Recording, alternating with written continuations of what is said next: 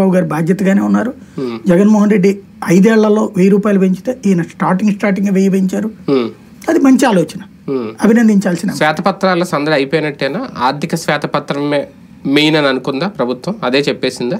ఇప్పుడు శ్వేతపత్రం అనేటువంటిది వాస్తవంగా ప్రారంభించింది బ్రిటిష్ వాళ్ళు 102 సంవత్సరాల క్రితం. శ్వేతపత్రం అనే విధానం, శ్వేతపత్రం ఆనాటి వాళ్ళ ఆలోచన విధానం ఏంటంటే ఒక అంశానికి సంబంధించి సమగ్రమైన వివరాలు ఇస్తూ ఈ కారణంగా మేము ఏ నిర్ణయం తీసుకుంటున్నాం అంటే, ఫర్ ఎగ్జాంపుల్ ఇప్పుడు నేనే ఉన్నాను, నా బిడ్డ ఒక కాలేజీలో అడిగింది, బెంగళూరులో సోన్సో కాలేజీలో చేరుతానని.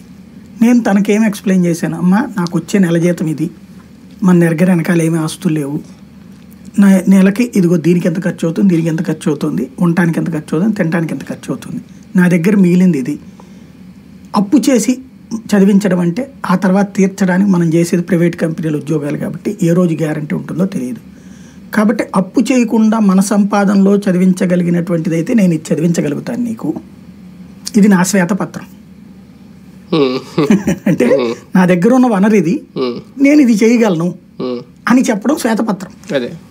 అంతేగాని శ్వేతపత్రం అంటే తిట్టిపోయడం కాదు, చించేయడం కాదు, విమర్శించడం కాదు.